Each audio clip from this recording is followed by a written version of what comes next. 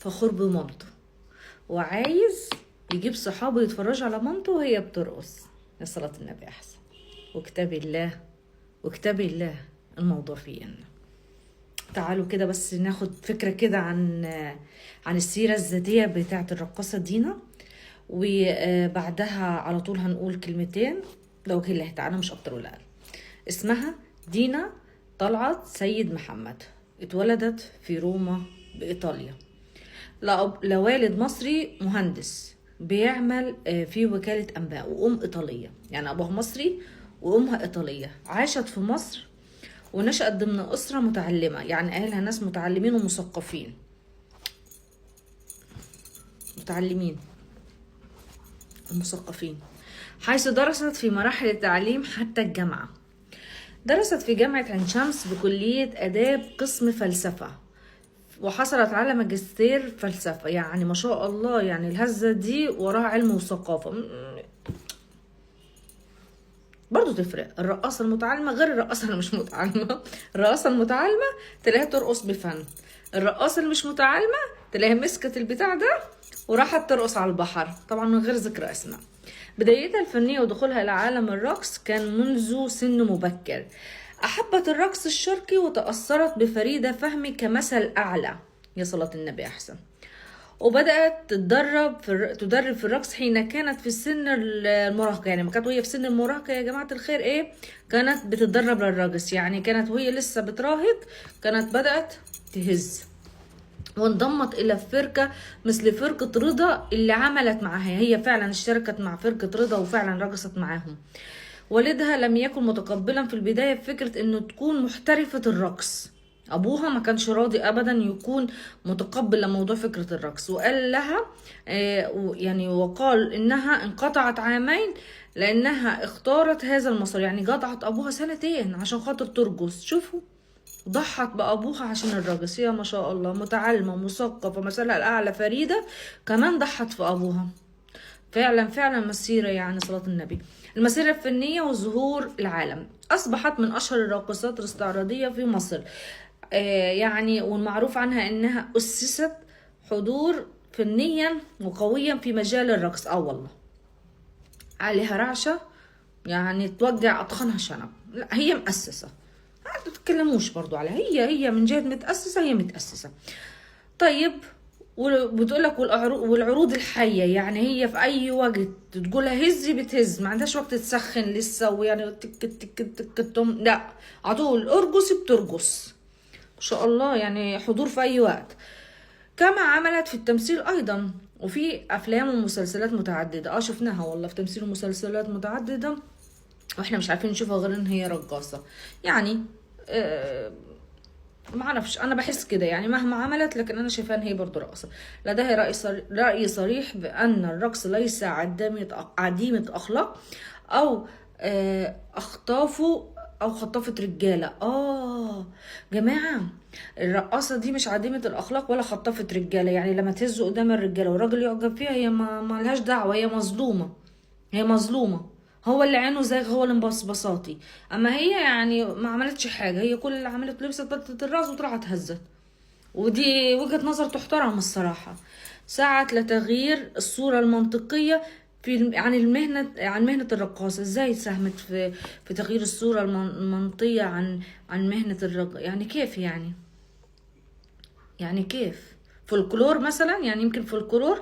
المهم تزوجت عدة مرات، وقالت انها تزوجت 9 مرات. يا جبروتك يا قادرة، 9 مرات! ده الواحدة بتتجوز واحد بقصف عمرها. 9 مدوبهم 9، ما شاء الله عليكي. جبتي اجلهم ولا جابوا اجلك؟ طيب مين جاب اجل مين؟ لديها ولد واحد يدعى علي الباجوري، يعني الباجوري بالمصري، من زوجها الراحل المخرج سامح الباجوري. وطبعا واجهت صراعات اجتماعية بسبب مهنتها، يعني الناس مكسبينها في حالها. الست رقاصة ذو اخلاق وقيم ومبادئ ومش خطافة رجالة. انتوا سايبينها في حالها، انتوا بتبطلوش تأذوا الناس. قالت ان المجتمع يحب الرقاصة ويحضر عروضها، لكنه يرفض ان يتزوج بها. يعني بذمتكو ينفع نلاقي حتة خبز على الارض ملموم عليها النمل والدبان ناخدها نمسحها وناكلها وصحتنا وعافيه على تسمم العجينه. ما انت للشعب والشعب لك وانت له. ازاي يعني ياخدك كده والناس بتتفرج عليكي؟ ما هو لازم يحافظ عليكي، هو لازم يجيب اريال. طب خلاص جماعه، لما تتجوزوا الرقاصات بركبوا دش، تحضروا برضو يعني. وفي مقابلتها ذكرت انها تعرضت للخيانه، وانها ضحت كثيرا من اجل ممارستها للفن. الله يعينك والله، كانت مسيره يا عيني متعبه، كلها عرج. ما علينا، يعني انت تعرضتي للخيانة مسكينة والله، مش حلوة الخيانة، ما حبيت. وانها ضحت كتير من اجل ممارستها للفن. يعني بايش ضحت؟ ان كان متجوزة 9 مرات كيف ضحيتي؟ والله انت لهلوبة. انا اسميكي الواد الجن اللي لا بيهدى ولا بيوين. 9 مرات. ده انا جاني كل الامراض من جوازه واحده. حاولت الانتحار مرتين بحسب ما ورد في بعض المصادر، الاولى حين كانت في عمر مبكر بعد وفاه خطيبها، والتانية لأسباب نفسية لاحقا. طبعا تعبتوها نفسيا، وكنتوا هتسيبوا البنت تموت كافرة؟ يعني سيبوها في حالها، يعني حبت ولا طالت. وبعد يعني ما قررت تنتحر بعد حبيبها، يعني عاقبت نفسها واتجوزت 9 مرات عشان كانت حزينه. يا جماعه بتنساب 9، والله كان حبك كبير يا ابن الذين واحنا مش دارين. وطبعا مره كانت باسباب نفسيه، اكيد الاسباب النفسيه دي بسبب الناس وكلام الناس عليها. سيبوا الست في حالها، سيبوا الست تهز في صمت. أكدت أنها اختارت أن تواصل دراستها حتى في ظل عملها كنجمة رقص، وأنها أرادت أن تثبت أن الراقصة ليست شيئا دون علم أو قيمة. أنا قلت لكم لسه قبل شوية في أول الفيديو، الرقاصة المتعلمة غير الرقاصة اللي مش متعلمة. الرقاصة المتعلمة رفعت الإيد بالأ وتنزيل الإيد بالإي، فيعني تفرق. يعني مثلا تقول ده أرابوكا، لكن التانية هتلاقوها عليه دربوكي كده يعني، فتفرق يا جماعه. برضو الرقاصه المتعلمه غير، قدروا انه في تشكيل في الرقص، حبه كده وحبه كده.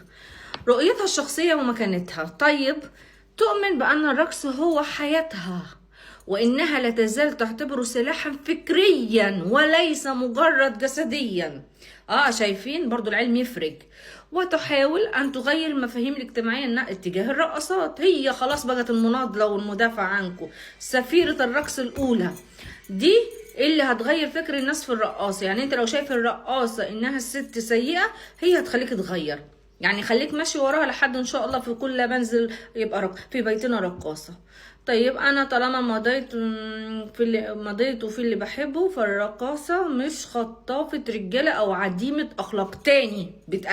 تاني بتاكد ولازم تفهموا معنى الكلمه دي. الرقاصه ليست بعديمه اخلاق، هي فقط متعريه متبرجه متمايله متراقصه على انغام عزف الشياطين، لكنها لست عديمه الاخلاق ولست خطافه الرجاله. انتوا اللي عينيكوا زايغه وعينيكوا بيضه حول. رغم الشهرة تقول إنها تعيش حياة ست بيت عادية، تطبخ وتمارس أمورها العادية، ولا تحب أن يكون هناك تدخل كبير في خصوصيتها. تتفرج بس، تقول لي عيب وحرام وحلال ممنوع. هي ست بيت شاطرة، بتطبخ وبتعمل وبتسوي زي أي ست، يعني مش ما انتيش أحسن منها. بقى حياة دينا في التمثيل تمثل تقاطعات متعقدة بين الفن والمجتمع، وبين التقدير والرفض، وبين الإبداع والوصم. وهي لست فقط رقاصة استعراض، بل شخصية حاولت أن تمنح مهنتها قيمة وقبولا في محيط كان ما زال يحمل الكثير من الأحكام الاجتماعية. طب والدينية؟ ملناش فيه. يعني هي ست مكافحة وبتحاول تثبت للعالم ان الراقص هذا شيء عادي، يعني ملوش اي علاقة في اي حاجة اخلاقيات او قيم او مبادئ. طيب، علمك لنفسك وليكي دين واحنا لينا دين. بس خلينا اقول كلمة، ربنا يهديكي ويصلح حالك وينور بصيرتك. لو انت شايفة انه الفن قدم ليكي شهرة او قدم ليكي حاجة اضافة مادية او كده، بس مش هيضيف لك في الاخره لا ناس يذكروك بالخير، مثلا يقول لك كانت رقاصه مثلا ولا كده. لكن هرجع واقول الحسن، يعني جمالها بحسن خاتمتها. فربنا يجعل لك حسن خاتمه ويهديكي ويصلح حالك ويغير حالك من حال للافضل، اللهم امين. ويصلح حال ابنك اللي عايز يفرج عليك الناس. اول مره اشوف ولد بده يفرج الناس على امه، ولسه هنشوف لسه ياما هنشوف. ايش بدك بعد ما تفرجي الناس على امك؟ لسه هنشوف والله.